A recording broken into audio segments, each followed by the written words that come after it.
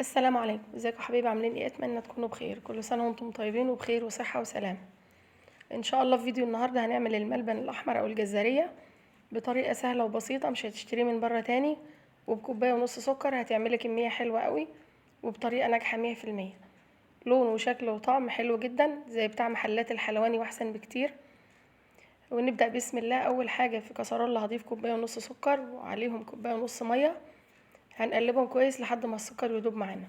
هنزل عليهم بنص كوبايه من النشا وهقلب كويس جدا لحد ما النشا يدوب، ولازم يتقلب كويس عشان ما يبقاش فيه طعم النشا. هنقلب كويس جدا ونرفعهم على النار، وهنزل عليهم بتلت كوبايه من عسل الجلوكوز، ولو مش متوفر عندك ممكن تستخدمي عسل ابيض. بتقلبي كويس، واول ما يبدا يغلي هنهدي النار عليه عشان ما يتحرقش منك. بتقلبي كتير، تقليب مستمر لحد ما القوام يتقل معاكي. التقليب الكتير ده من سر نجاح الجزاريه او الملبن بجميع انواعه. هنزل على الخليط برشه بسيطه جدا من ملح الليمون، لو مش متوفر عندك بتستبدليه بعصير نص ليمون. عسل الجلوكوز مهم جدا في الوصفه بتاعتنا، فايدته هو اللي بيمسك الملبن وبيعمل المطه اللي فيه. وعندي هنا معلقتين كبار جيلاتين، هندوبهم في ربع كوبايه ميه دافيه. بتدوبيهم كويس جدا لحد ما الجيلاتين يدوب ويتشرب الميه. هنزل بخليط الجيلاتين واقلب كويس عشان الخليط ما تكتلش منك. هتقلبي تقليب مستمر، وهتنزلي عليهم بنص معلقه صغيره فانيليا بودر. هتجيبي نص معلقه صغيره من ماء الورد، وممكن تستغني عنه لو حبيتي، بس بيعطي ريحه حلوه وطعم حلو للملبن.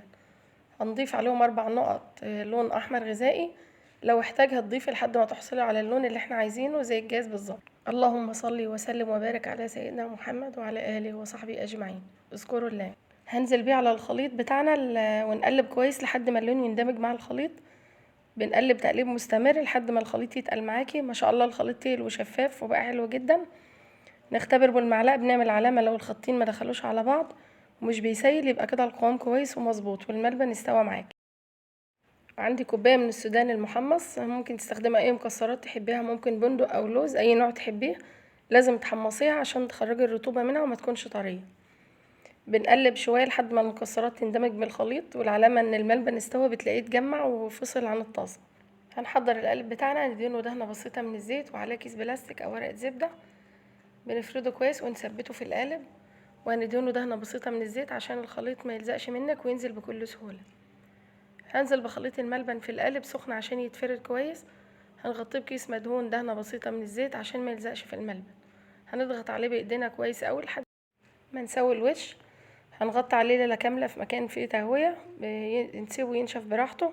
لو مستعجله ممكن تدخليه التلاجة 4 ساعات ينشف، وكده بيكون جاهز معانا. بيتقلب بكل سهوله. هتبداي تقطعيه التقطيع اللي تحبيها، وانت بتقطعيه بتدهني السكينه زيت عشان ما يلزقش منك ويتقطع بكل سهوله. بتمسحيها مسحه بسيطه من الزيت، حاجه بسيطه جدا كل ما بتيجي تقطع عشان ما تلزقش.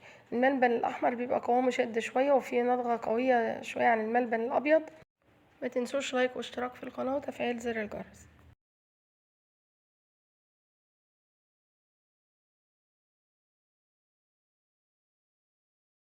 شايفين في لمع وشفاف واللون جميل جدا.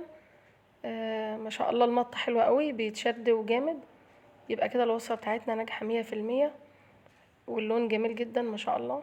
جربوها ان شاء الله هتعجبكم. كل سنه وانتم طيبين. كده نكون خلصنا الفيديو بتاعنا. اشوفكم ان شاء الله الفيديو الجاي. مع السلامه.